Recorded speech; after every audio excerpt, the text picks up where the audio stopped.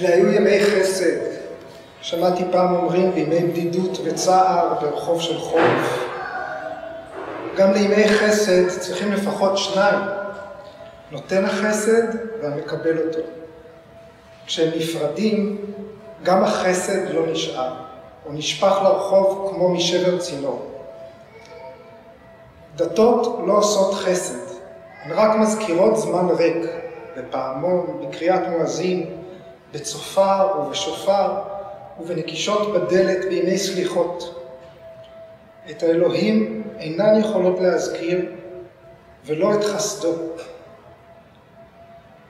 מיום שבטלו הקורבנות, נשאר כל אחד עם עצמו להקריב. יהודה עמיחי. כל אחד עם עצמו זה הנושא שלנו היום, לבדיות.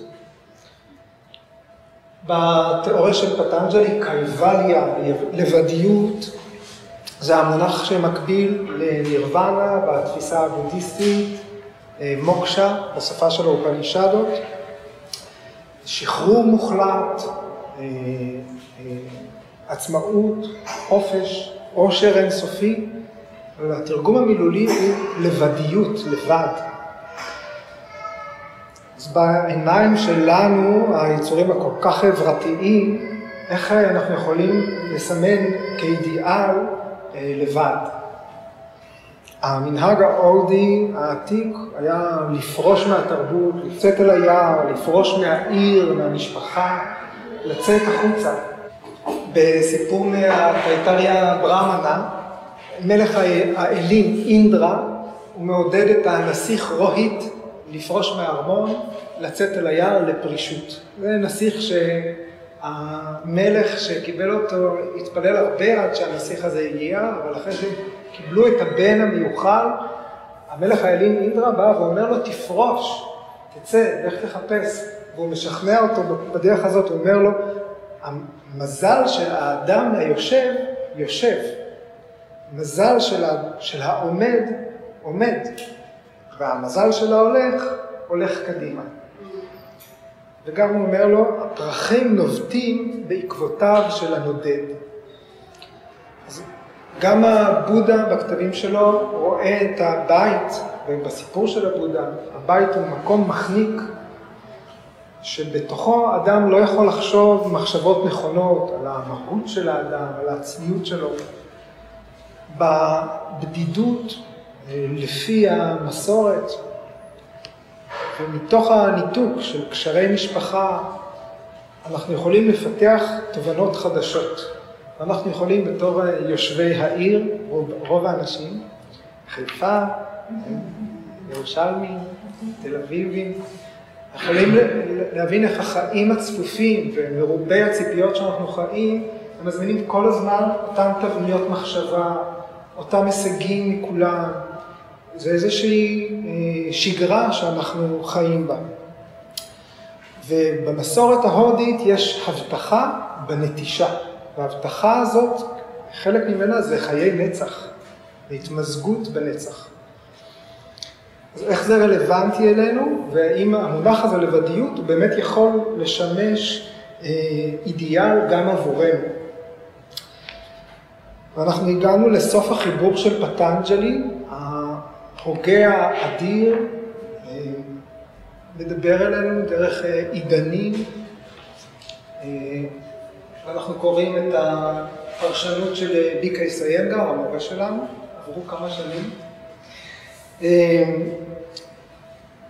וגם בסוף הסוטרות מגיעה איזושהי תקווה להתחלה חדשה, לעידן חדש, להצתה מחודשת של מוטיבציה לפעולה, לחיפוש רוחני.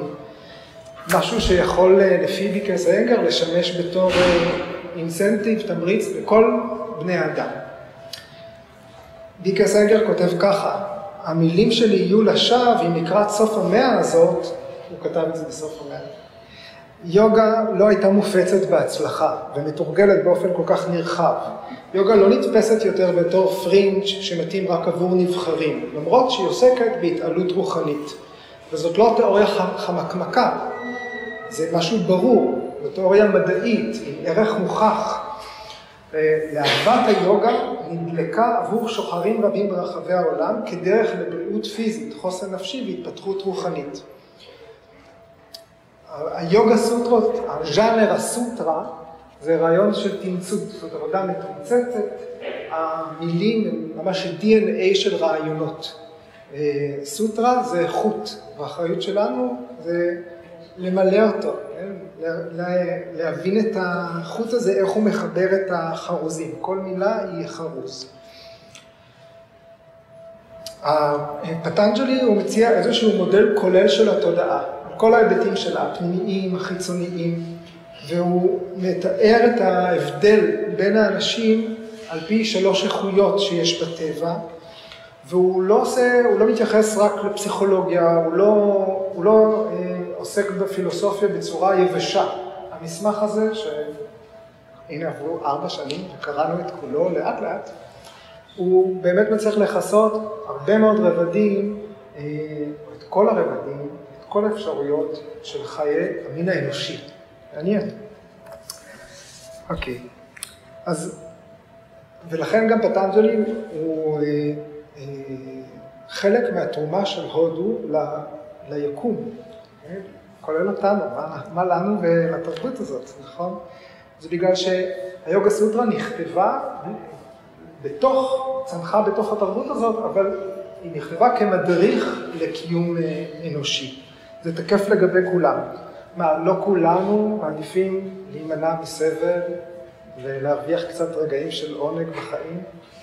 מה, לא כל היצורים מהתולעת הכי קטנה ועד החכמים הכי גדולים מפחדים למות? כל שם.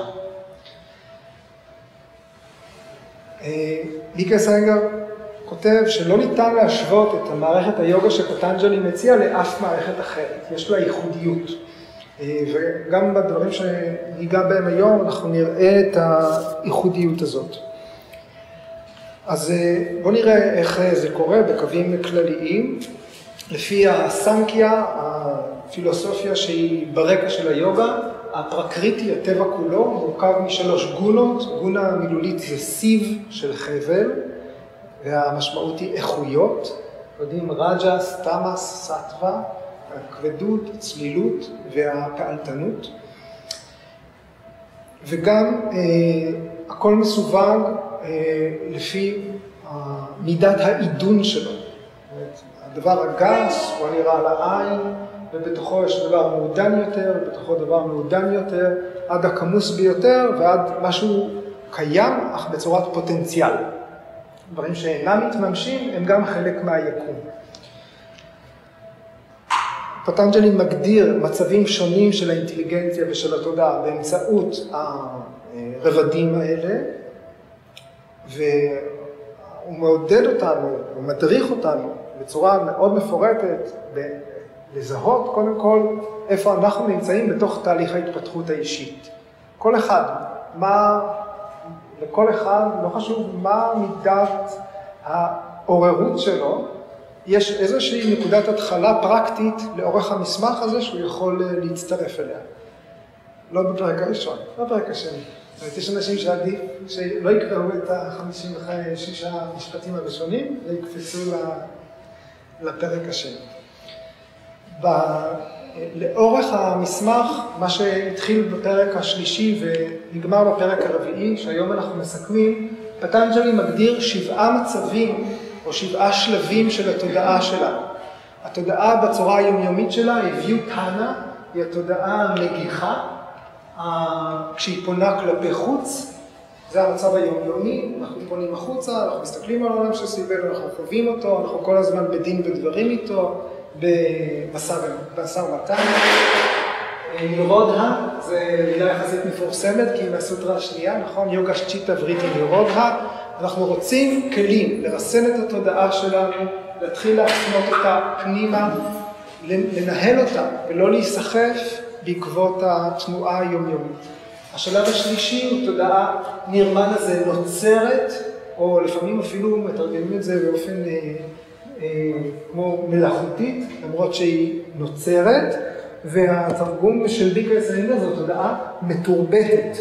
אנחנו מדברים הרבה, נכון, שהיינגר יוגה היא תרבות, לא רק שיטת תרגול. אז יש לה חוקים, כללים, בין אדם לחברו, בין אדם לעצמו, בין אדם לעבר שלו, לעתיד שלו, להרגלים שלו. יש איזושהי תרבות, עוגנים חזקים שאנחנו נוטעים בתודעה שלנו ומתקדמים באמצעותם. אחר כך פרשנטה, זה השלב שבו התודעה רגועה. בפרק השלישי, פטנג'לי הזמין אותנו רק לזהות מתי אנחנו נרגעים וללמוד למשוך את הרגעים האלה. אקה גרטה, התודעה הממוקדת, אקה אחד, אגרה נקודה. צ'ידרה, תודעה קטועה ומשוסעת, וגם מהפרק הרביעי. זה מצב שהוא לא המצב ההתחלתי. הקטיעות שמדובר עליהן הן הקטיעות או הסכנות שיגרמו לאדם שקרוב ושהוא על סף ההערה, על סף פריצת הדרך, שם מופיעים המכשולים החריפים ביותר. והשלב השביעי הוא ניטיה, נצחי, או דיביה, שמימי, תודעה שמימית, תודעה שעברה את התהליך. אם המתרגל לפחות מגלה, חווה, מבין, ממקם את עצמו, כבר הוא עובר איזושהי פריצת דרך. בעצם זה שאנחנו מבינים את השלבים האלה, איך זה מתממש, כל אחד בתוך עצמו, אנחנו יכולים להגיע, זה לוקח אותנו קדימה לכיוון המצב המרומם, שהאידיאל הוא שבו החלק שבנו שמחפש, מבקש, שואף, מתאחד עם החלק שבנו שמתבונן, עד. זה האידיאל.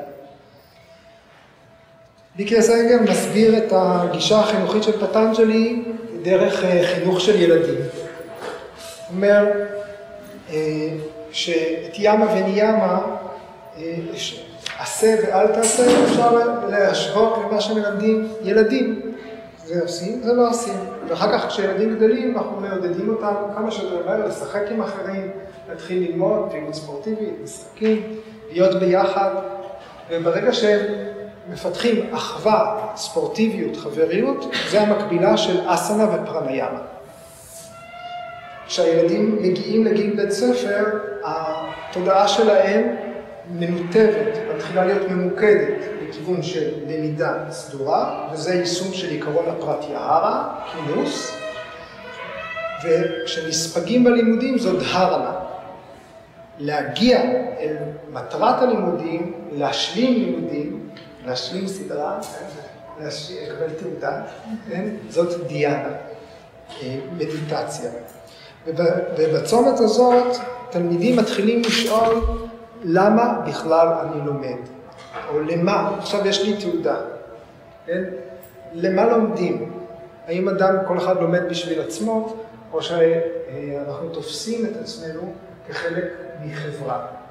אנחנו יכולים להשלים לימודים לטובת הכלל. כמובן שיש מקצועות אלטרואיסטיים, עובדת סוציאלית. אוקיי? למשל, או אחות סיעודית. אז אנחנו, לא, אבל זה יכול להיות בכל תחום ובכל דבר. אדם יכול לזהות את עצמו כפועל למען עצמו, או כפועל למען יחידה רחבה יותר, גדולה יותר. יכול להזדהות עם יחידה רחבה יותר. ביקרס איינגר אומר, רק גישה נטולת אנוכיות מובילה לחיים משמעותיים. את מי שנשאר בסביבה אנוכית, נותר לחיים חסרי משמעות. אז לפי המפתח הזה, לשאלה הראשונה, לבדיות היא גם להזדהות עם הכל.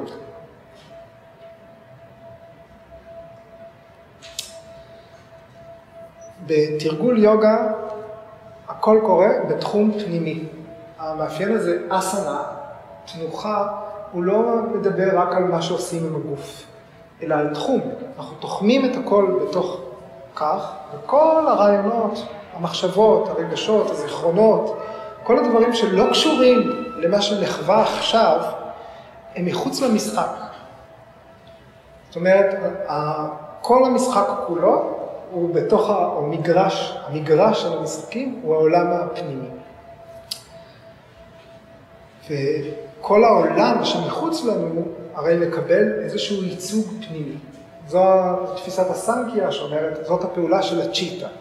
איך אנחנו תופסים משהו, ורד שמולי הופך להיות ורד שבתוכי. זה הוורד שנשאר. זה הוורד היחיד למעשה. אוקיי. ואנחנו מזנקים אל הפרק הרביעי, שהתכנסנו לסכם, הוא נקרא קייבליה פדה על לבדיות. אז הפרק מתחיל, הסוטרה הראשונה מדברת על דרכים נוספות להגיע להישגים. מהם ההישגים? הסידהיז בעצם נידונו בפרק השלישי, רשימה של בין 35 ל-38 הישגים, שקשורים לגוף, למיינד, לחושים, ליסודות הטבע, לחומר, לפרנה, לאנרגיה ולטבע.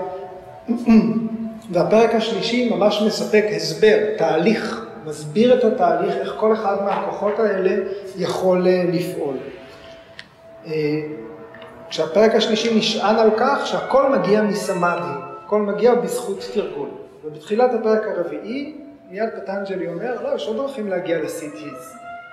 יש אנשים שמגיעים אל אותם הישגים לא רק דרך סמאדי, אלא גם דרך לידה. הם פשוט נולדו אל תוך סיטואציה שבה יש להם את הכוחות האלה. יכול להיות שהתרגול מבחינתו נעשה בחיים קודמים. הלידה מסמלת תקופת חיים שמתחילה, ושמאפשרת לפוטנציאל קיים, שכבר קיים, להתממש. דרכים נוספות, סמים, עשבים משנה תודעה, מנטרות, שירת מנטרות, כמשהו שמעצב את התודעה, פורץ גבולות בתוך התודעה, מחליף את התוכן של התודעה, וסיגוף, צורות שונות של סיגוף. בסוטרות הבאות, פטנג'לי מדבר על היחסים בין הטבע כעיקרון, לבין כל מה שקיים, לבין כל התופעות של הטבע, בין פרקריטי לבין תופעות שבפרקריטי. ודרך זה הוא מסביר את הרעיון הזה של סידהיז, של הישגים. כי למשל יש דברים שנשמעים מיסטיים, מבלבלים. ג'אטיאנטרה פרינמה, זה הרעיון הזה שבן אדם נולד, ובלי שהוא מת ונולד מחדש, הוא נולד כמין אחר. זאת אומרת, אדם שהופך לפרה, אריה שהופך לנחש, הר שהופך לנהר, זה ג'אטיאנטרה פרינמה סידי. אז חוץ מזה שזה מיסטיות מגוחכת לכאורה, אז הרעיון של פטנג'לי, איך הוא מסביר את זה, איך הוא נותן לזה רציונל, הוא רעיון ממש מבריק. כי הוא אומר, קודם כל תזכרו שהשדה שבו כל הדברים קורים הוא בתוכנו. הוא לא בחוץ. למה אתם מחפשים רציונל של דברים שמשתנים מחוץ לכם? כשהמטרה היא בתוככם. בואו נלמד איך הדברים בתוכנו עובדים. מה שהוא אומר זה שהחומר הקדמוני, חומר הגלם, שממנו מורכב הטבע,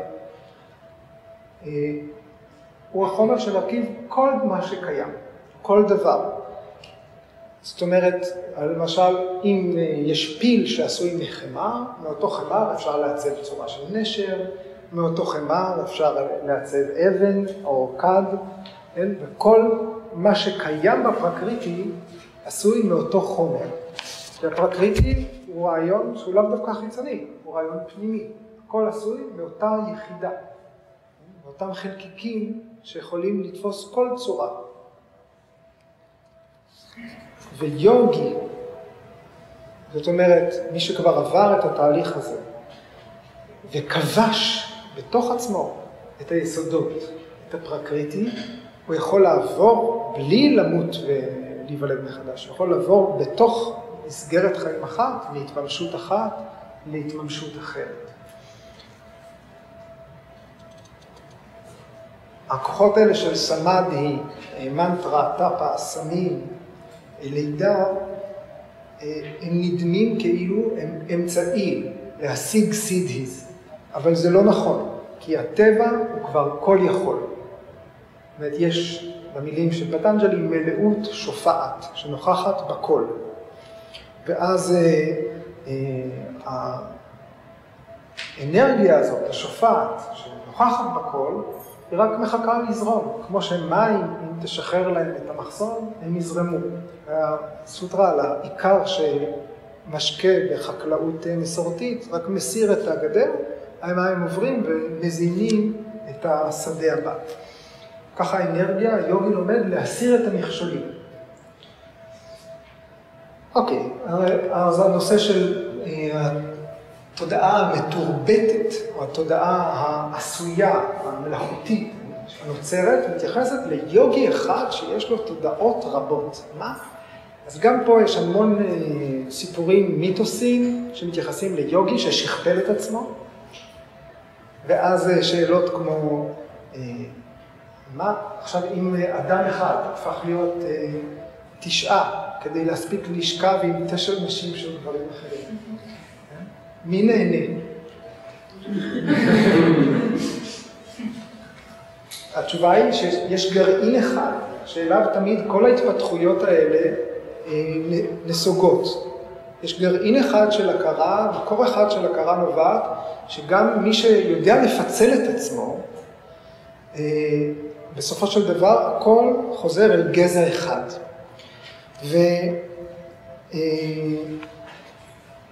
ואז נשאלת השאלה, למה? למה שדבר כזה יקרה? והתשובה היא שיוגי בשלב הזה, ברגע שהוא מבין את העניינים, הוא לא מעוניין להשאיר מאחוריו 9 מיטות חרוכות. הוא רוצה לעזוב את העולם כשהוא מנקה את המטען הקרמי שלו. יש לנו בגז', יש בתוכו הרבה חוסר איזון. והפעולות שאנחנו פועלים הן פעולות שבגלל דברים שמושכים אותנו לעשות דבר אחד או אחר. הפעולה של יוגי היא פעולה שקופה, היא פעולה נטולת מטען.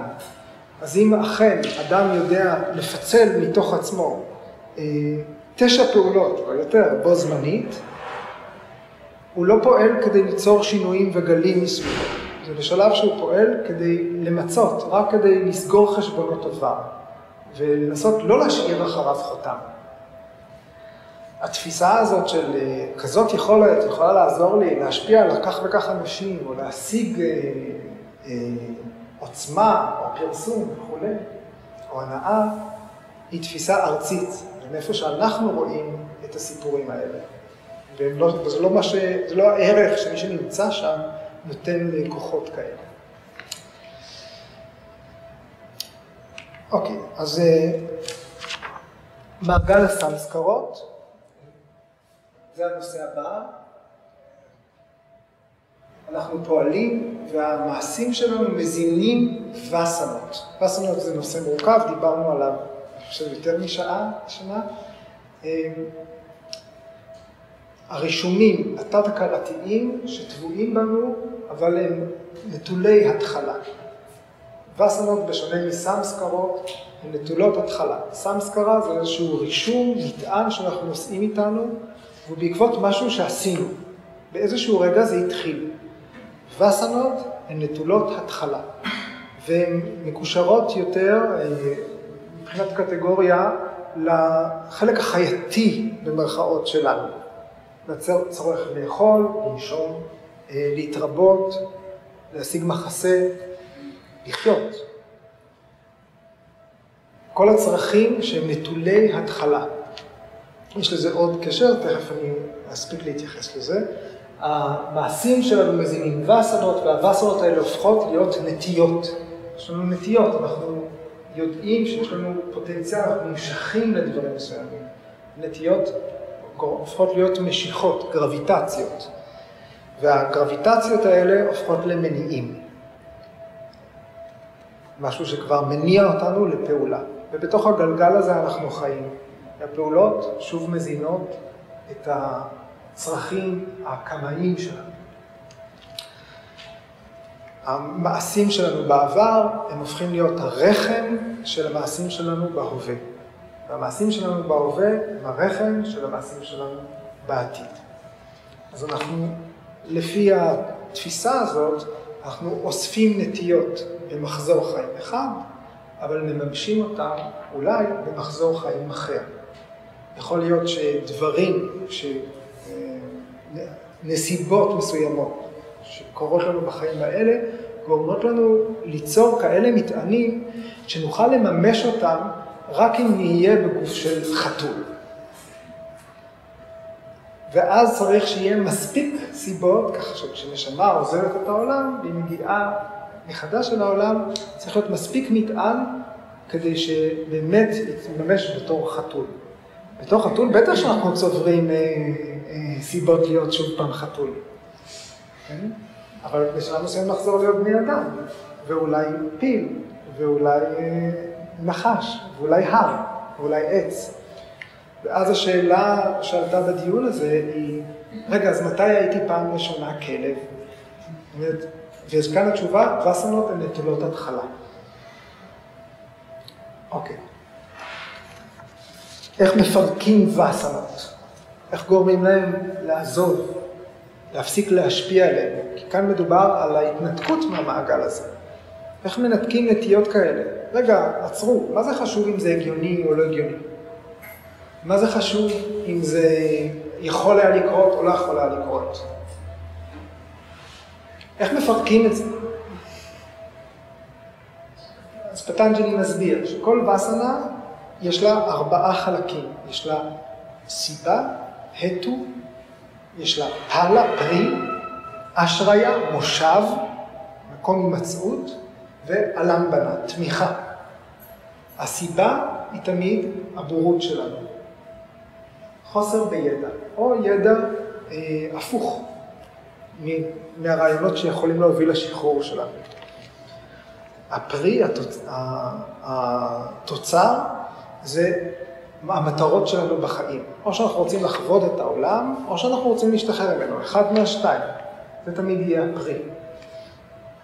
המושב, איפה כל זה קורה? בתוכנו, בצ'יטה, בתודעה. והתמיכה היא תמיד אובייקט כלשהו, איזשהו דבר שאנחנו נשענים עליו. אם אנחנו מבינים את המשוואה הזאת, אנחנו יכולים לפרק אותה. וברגע שהרכיבים מפורקים, זאת הדרך לנטרל את הפצצה, לנטרל את המעגל, לצלול, לנתח.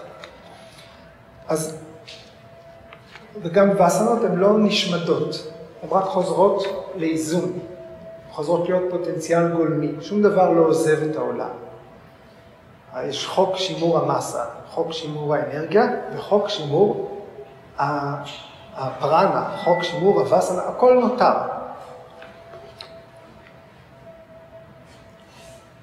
אבל השורה התחתונה היא שהתהליך מעודד אותנו להשחיז את האינטליגנציה שלנו. אז בכל אחד מהגורמים יש את האיזון הזה בין 3 הרכיבים, תמאס, רג'ה, סטווה, 3 הסיבים של החבל. הכל הוא גונה, הכל עשוי תמיד בגונה. ואז חלק נכבד של הפרק עוסק בשאלה. אם הכל הוא גונות, כל חומר, הכל משהו שקיים ונמצא, למה לטרוח בכלל ולהוסיף לסיפור הזה את הנושא של נשמה? למה שיהיה עיקרון חיצוני נוסף להכל? מי צריך את זה? הרי הכל, הסנקיה אומרת, הכל עשוי מגונות. אבל הנשמה לא. זה איזשהו, זה משוואה, אבל יש בה נעלם. צריך אותו כדי לפתור את המשוואה. וזה הדיון הגדול בין היוגה לבין האסכולות הבודהיסטיות. צריך את זה כדי לחלץ מהמעגל?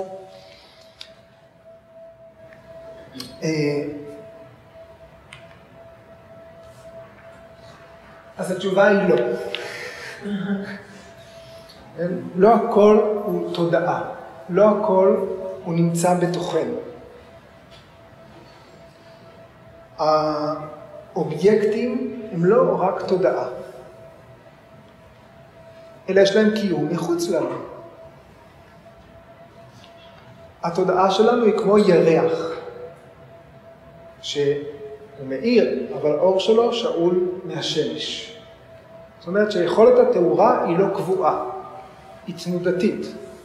יש לנו תודעה, יש לנו יכולת הכרה, אבל אנחנו מודעים לדברים, מידת המודעות שלנו היא תמיד בתנודה, תמיד משתנה. יש שעות ביממה שאתם לא תעשו בגרות במתמטיקה. כן? יש שעות ביממה שאתם לא תחתמו על משכנתא, נכון? כי התודעה שלנו היא משתנה, היא לא קבועה. יש בתוכנו איזשהו עיקרון מודע, שממנו אנחנו מקבלים את היכולת הזאת לדעת. יש בתוכנו מתבונן יציב קבוע, ומכשירי התודעה שלנו, האמצעים שלנו לדעת, משתנים. מתנפחים, נסוגים, כמו הירח שנולד. והרעיון הזה של מתבונן קבוע, כוח הכרה קבוע, מקור נביאה של יכולת ההכרה, זה הניסוח הפרקטי של המילה נשמה, או פורושה, או אטמה. יש רכיב קבוע, אי אפשר לפגוע בו, אי אפשר באמת לנטרל אותו, או להעלים אותו. יש רכיב קבוע. וכל מה שאנחנו חווים, עולה, יורד, משתנה, תמיד יש איזשהו רכיב קבוע שהוא היכולת לדעת. ושאני לא כל הזמן יודע, או לא כל הזמן מודע, הדברים עוברים קרוב למודע שלי אולי, או רחוק מהמודע, או במודע, אבל האפשרות שאני יודע היא קבועה. והפילוסופים שתומכים באי הקיום של נשמה, הם שואלים, רגע, נשמה זה רק דבר שמאמינים בו, או שאפשר לחוות אותו?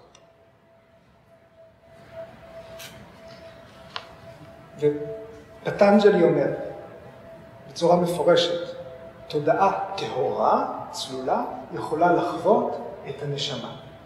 זה נקרא ויששה דרשינהה.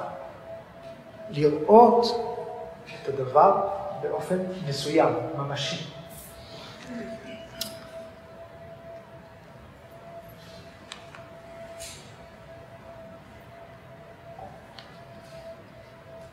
הסוטרות הבאות הם בין התודעה לבין המקור שלה.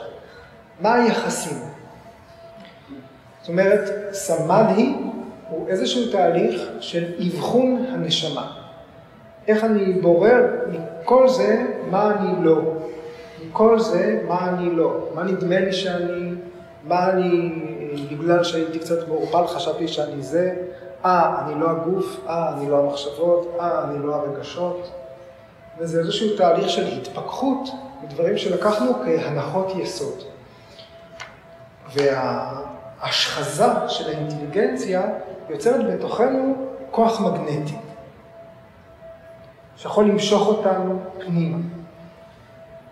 התהליך הזה של להבין מה מתוך כל זה, או אפילו על דרך השלילה, אבל בסופו של דבר ההבנה מהי הנשמה או החיזיון בנשמה, אנחנו בסוף תהליך היוגה כולו, נקרא אטמה סקשטקרה, תפיסה ישירה של האטמה, של צורת הנשמה. והחיזיון הזה הוא זה שמוביל היוגי להישגים האדירים באמת. אז הצ'יטה נמשכת רק לכיוון הנשמה, לא נמשכת יותר החוצה. מי שחווה את התא, מי שטעם את הפרי הזה, הוא הולך רק בעקבותיו. עדיין פטנג'לי אומר, אפילו בשלב הזה יכולות להיות הסחות דעת. חלק מהפרשנים אומרים, אפילו יוגי, שכבר זהו, הוא רק רוצה לפגוש את מקור ההכרה שלו. הוא יושב במדיטציה מהבוקר עד הערב. מה? הוא לא הולך לעשות פיפי? זאת אומרת, הגוף, הצרכים, בסופו של דבר, משסעים את הרצף. אפשר לקרוא לצ'ידרה, לשסע הזה, לקטיעה הזאת, בהרבה פרשניות. מתוך הרבה צרכים ביולוגיים. רשמים תת-הכרתיים, הרגלים חבויים עמוק מאוד. אולי אנחנו לא יודעים מאיפה. מה? האם זה לא נכון שגם בתוכנו, תראו את זה בתור משל, גם בתוכנו בחיים היומיומיים שלנו, ברגעים הקריטיים ביותר, את קבלת ההחלטות שלנו אנחנו עושים על פי משהו שאנחנו לא באמת זוכרים איפה זה התחיל. וגם כשאנחנו עושים את זה בנחת, רגע, אני מקשיב לתחושות הבטן שלי, מה מילא את הבטן הזאת? אנחנו לא זוכרים.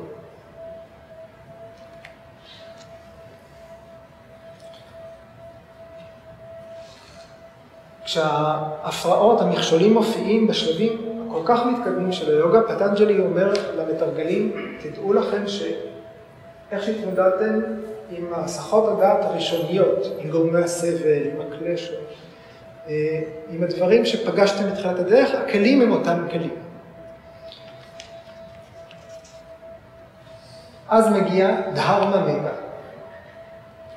ענן המעלות הטובות, ענן הסגולות. זאת אומרת, זה סוטרות שמוקדשות להשפעה היוגי שחזה בנשמה, שעבר את כל המכשולים, יורד אליו גשם של מעלות טובות. והוא שוטף את כל הזיהומים שנותרו בתודעה. זאת אומרת, אם ההפרעות היו פנימיות, אכן, ואף אחד לא יודע ממתן, זה יישטף. בשלב הזה זה יתנקה. וכאן מגיעה איזושהי תובנה, איזושהי דרגה חדשה של בהירות באינטליגנציה, שנקראת פרה סנקיאנה, הידע המבחין העילאי ביותר. אז נשארה סוטרה אחת, שבה פטנג'לי מסביר את המצב הסופי, קייבליה, לבדיות, שהיא תוצר של בידוד מוחלט של פורושה מפרקריטי. זאת אומרת שכוח ההכרה לא נוכח יותר בעולם התופעות. יוגי שהגיע אל הערה, על פי ההיגיון הזה, הוא לא חווה שום דבר באותו רגע. הוא לבד. כל מה שניתן היה לחוות מתמסמס. הכל מתפוגג אל אותו חומר ראשוני, אל אותו חומר קדמון. זה חופש וזה גם בידוד מוחלט. איך? למה? למה הוא משתמש בלבד הזה בתור אידיאל?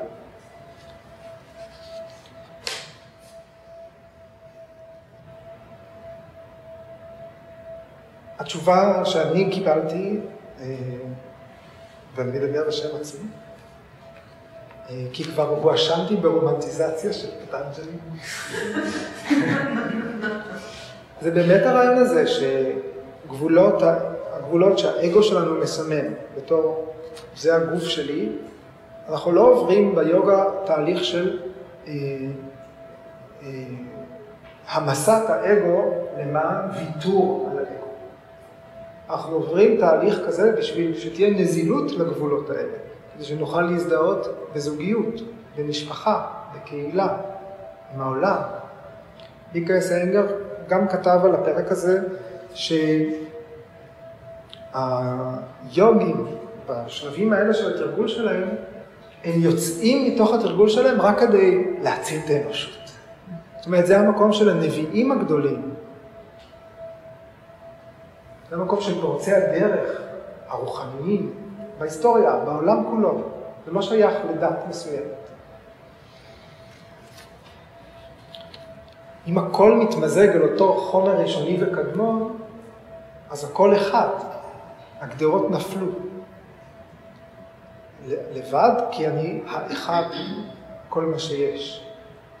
נפל תחת הגדרת האני. האני נמוג לפני שנגמר התהליך, לפני שהתהליך הזה נגמר.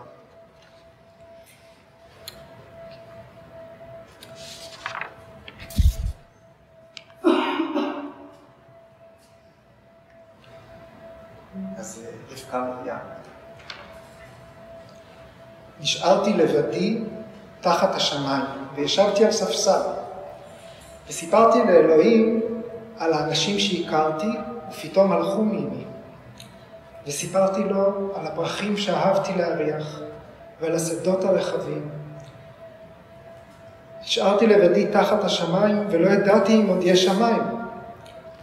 ישבתי על ספסל באמצע וסיפרתי לאלוהים על השמיים, שאיני יודעת אם עוד נמצאים הם והיכן, שאולי הם עטופים בי ואולי אני עטופה בה.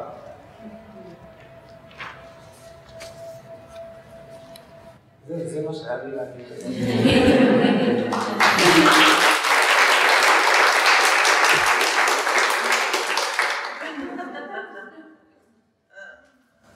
מה חשבתם? וואו. אבל איפה? נו? תיכנס לשבת. אני בעיקר התחברתי לזה שהצורה שלי משתנה כל הזמן, זאת אומרת, אולי אני לא הופכת מפרה לפיל או היו תקופות שהייתי בהן פרה או פיל, אבל בגדול זה רק לתפיסתי, אבל אני כן מרגישה שיש את התנועתיות הזאת, את ההשתנות הזאת כל הזמן. בטח מאז שאני מתרגלת, אני יכולה יותר לראות את השינויים האלה מתוך ההקשבה שלי את עצמי. ונורא התחברתי לעניין הזה שהחומר הוא אני והוא משתנה כל הזמן.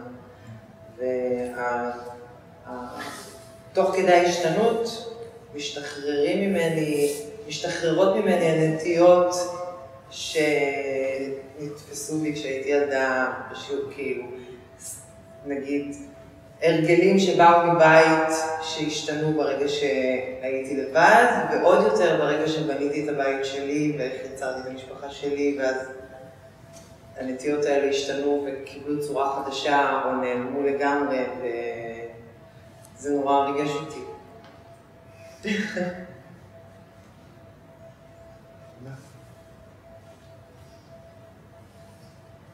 עכשיו מישהו אותך.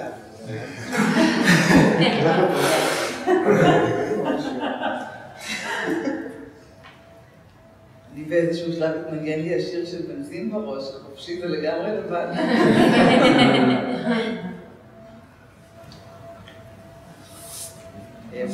אני מתרגלת הרבה שנים ואני יכולה להגיד שבאמת יש משהו בתרגול וביכולת שלך להיות עם עצמך כל כך הרבה שעות שיוצר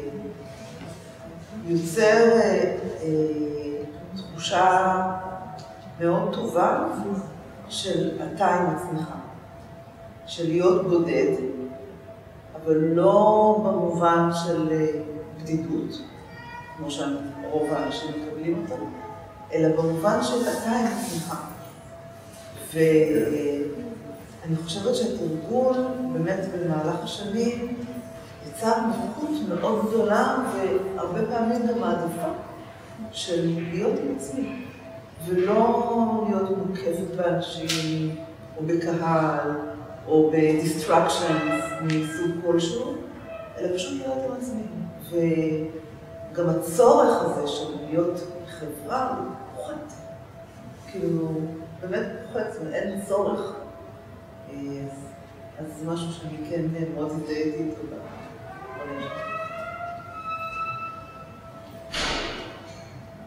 ובכל זאת יש משהו בלהיות לבד ביחד, בתוך קבוצה, של לעשות את משהו שהוא מאוד איפה אני בתוך התרגול, איפה, אם דיברת גם על הפיצול, של אני לפצל את עצמי, מהאני הנכשל, מהאני הרע, מהאני שאני לא אוהבתי. ובסוף אבל אנחנו אחד בתוך משהו. כלומר, אני לא יודעת למה התייחסת בשמש שמאירה על הירח, אבל אולי זאת באמת הקבוצה.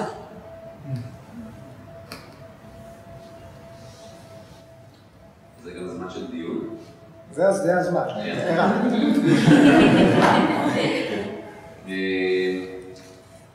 לא בקיא, לא בעולמות של יגאל מדי, בטח לא בהשוואה לחלקם מהאנשים שיושבים פה, בטח לא אתה. יצא לי לחוות בדיוק עכשיו קצת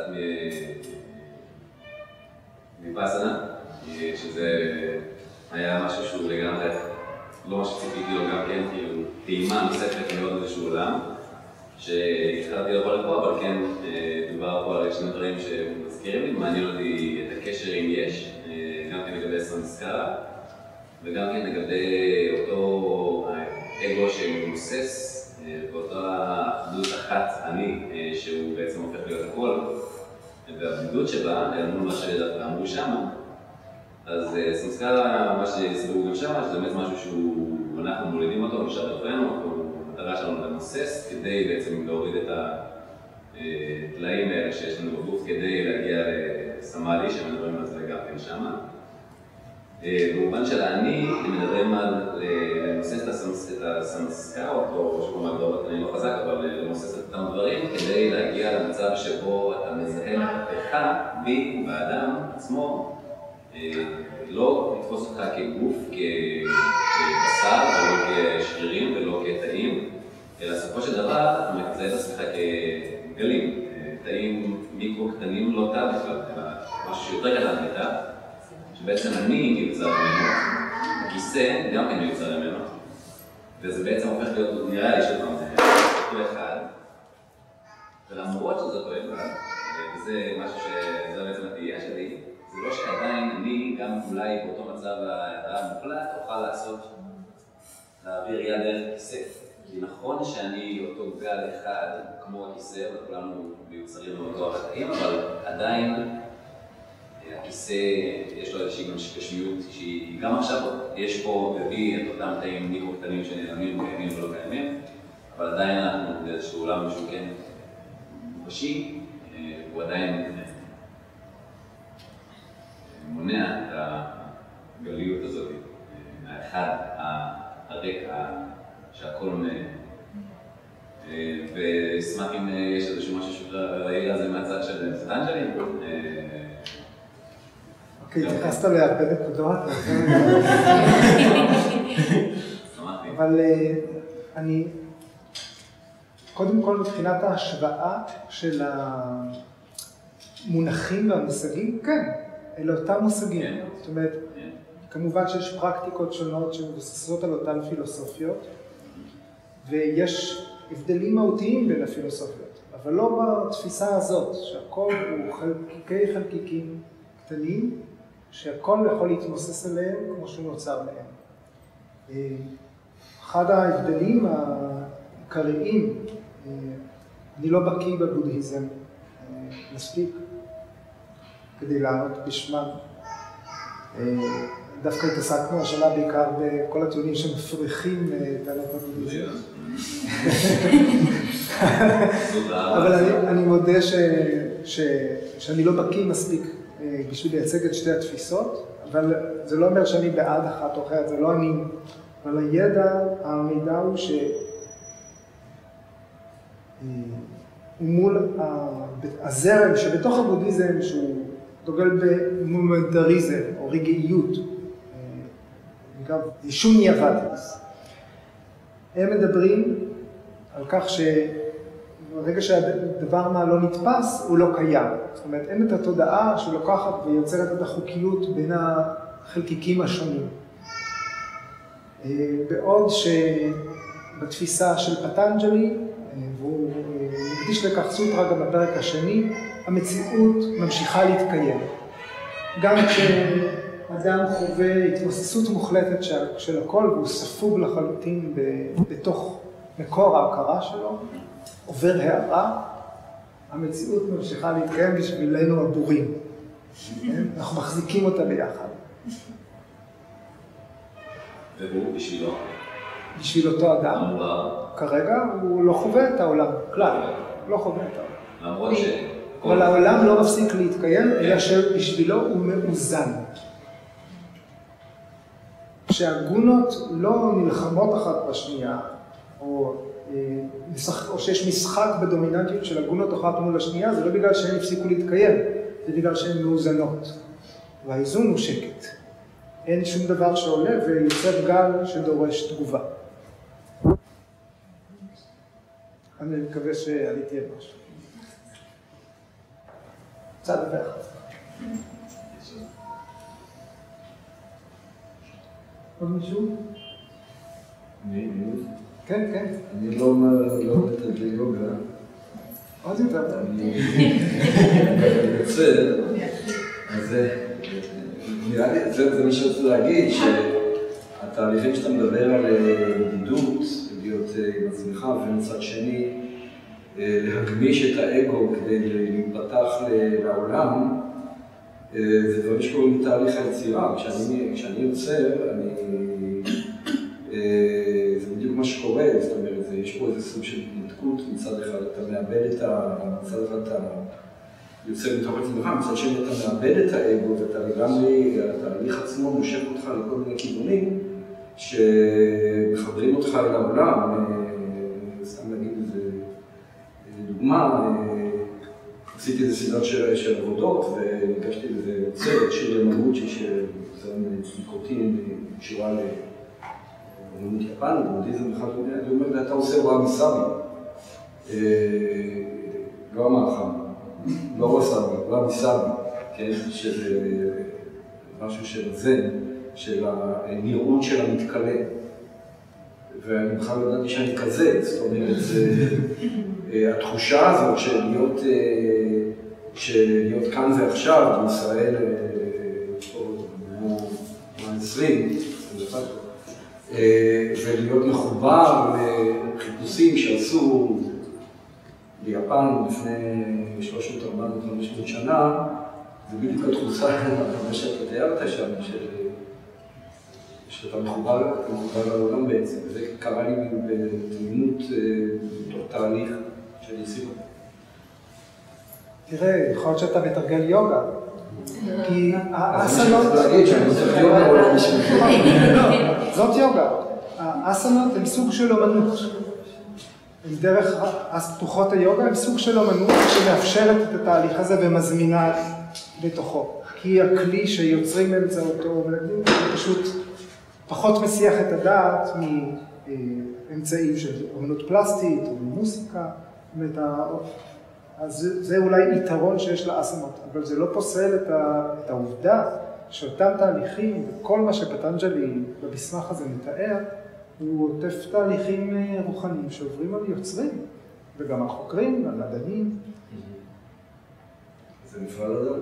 כן, אז יכול להיות שאם תקרא את זה, זה כמו לקרוא יומן מעבדה של מישהו, ואתה תגלה עוד דברים שיש שותף לתובנות האלה.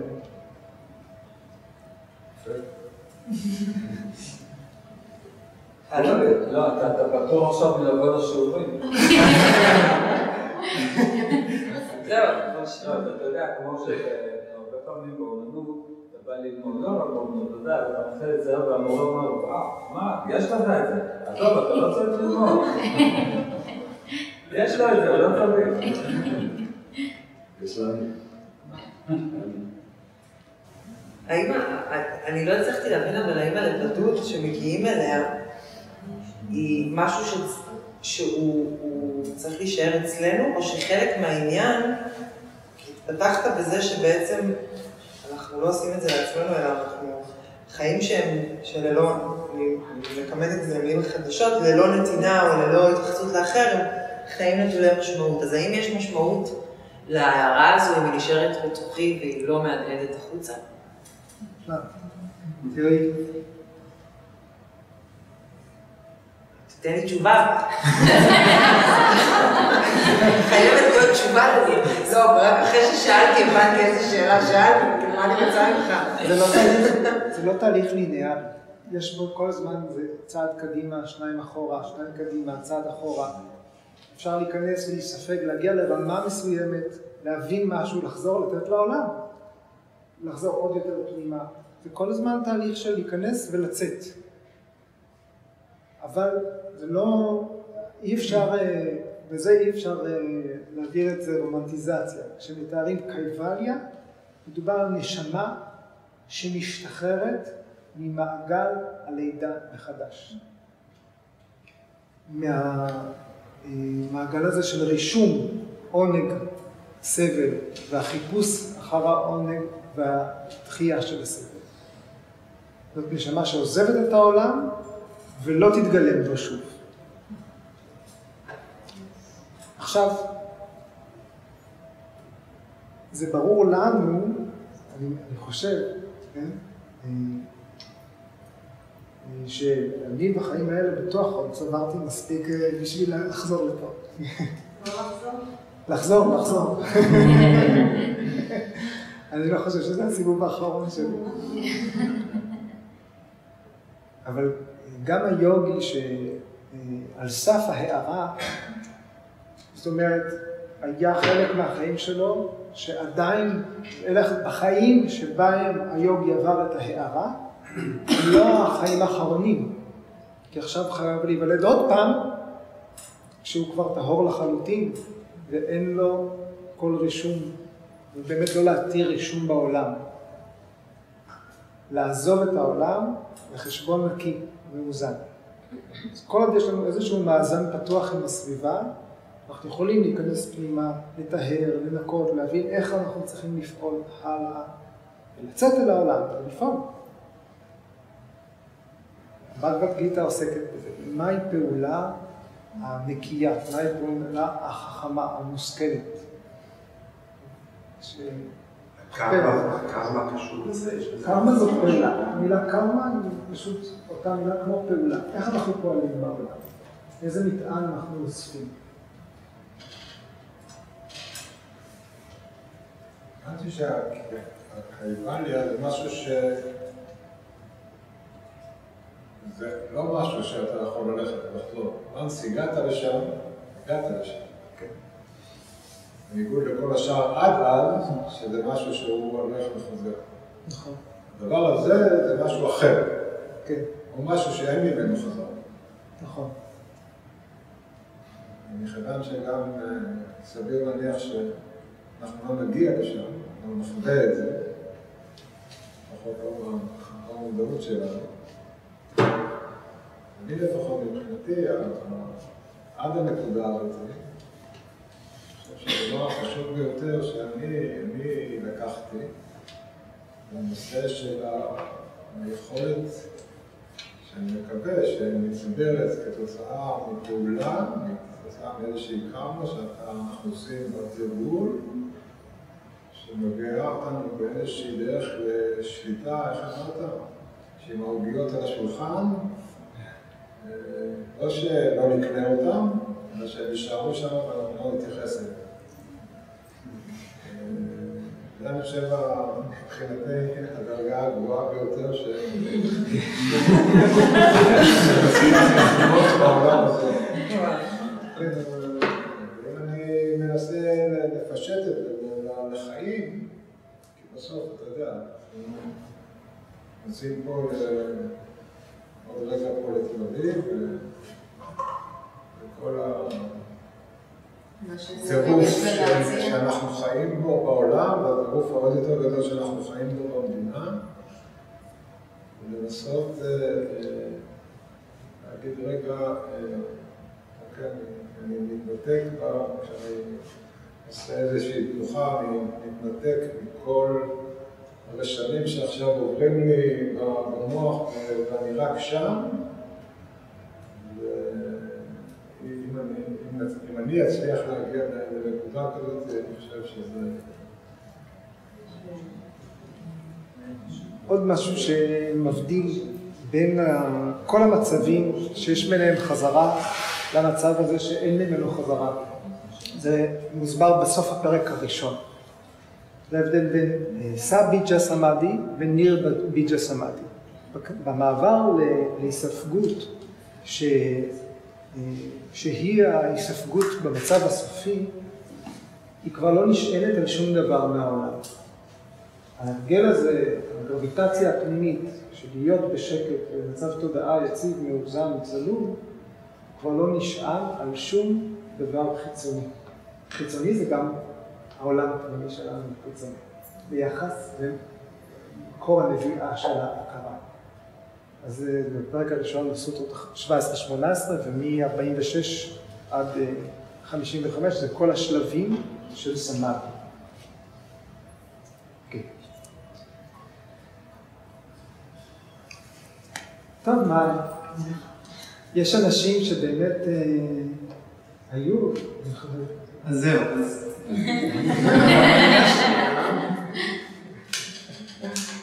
עשינו את זה ביחד. נכון. אפילו בסגרים, יניב היה, בטח. היינו ביחד בכל השיחות. בקורונה זה הייתי הכי... כן. אחר כך זה נהיה טעות. אז הכנו לך משהו, לא? ככה. עתה יוגה אנושסטה, עכשיו מתחילה הסבר על יוגה. ב4 השנים האחרונות, מדי שבוע, התכנסנו קבוצה של אנשים שהיו צמאים ללמוד, להעמיק ולנסות להבין קצת יותר את מהות היוגה, סוטרות של פטנג'לי. ומי, אם לא, המורה האהוב שלנו שהרים את הכפפה והוציא מיד זימון לכולם. בכל יום רביעי, ב6:30, ובהמשך בימי שישי ב11:30, נפגשנו יחד לשעת פטנג'לי. יש שיגידו שזו הייתה קבוצת למידה, יש שיגידו שזו הייתה קבוצת תמיכה, מה שבטוח זו הייתה קבוצה אינטימית, אבל כולנו ידענו שהיא בעצם גדולה וחברים בה אנשים מכל הארץ. חלק מחברי הקבוצה בחרו להגיע לסטודיו ולראות את עידו ואת לוח הסוטרה השבועית, וחלק בחרו להקשיב מהאוטו, מהבית, מהגינה ואפילו מהאוטו. בסוף כל פרק הופיעה גיטה בקולה, קוראת את היוגה סוטרה במלואה, ואנחנו עונים במקרה. אנחנו מודים לך עידו על האפשרות ללמוד ממך ודרכך על הסוטרות, לגלות עולם שלם, פרשנויות ופרשנים, להכיר טוב יותר את תפיסותיו של BKS איינגר על היוגה. הלמידה איתך אפשרה לנו להתבונן על התרגול שלנו באור חדש ולהתחבר לחלק שבדיוק היינו צריכים. מפתיע בכל פעם שלא משנה כמה אנשים היו נמצאים בחדר, כששואלים מה היה בשבוע שעבר, כל אחד יגיד משהו אחר. תודה לך על הנתינה והנדיבות והפצת הידע, ותודה לאיש ברא שהעניק לך את היכולת המוחית לפשט את הדברים המורכבים, ובכך להנגיש את המסמך הזה בצורה אפשרית לתפיסה. אוהבים אותך, סמדי עליך ועל כולם, איתי זה הכל. 106.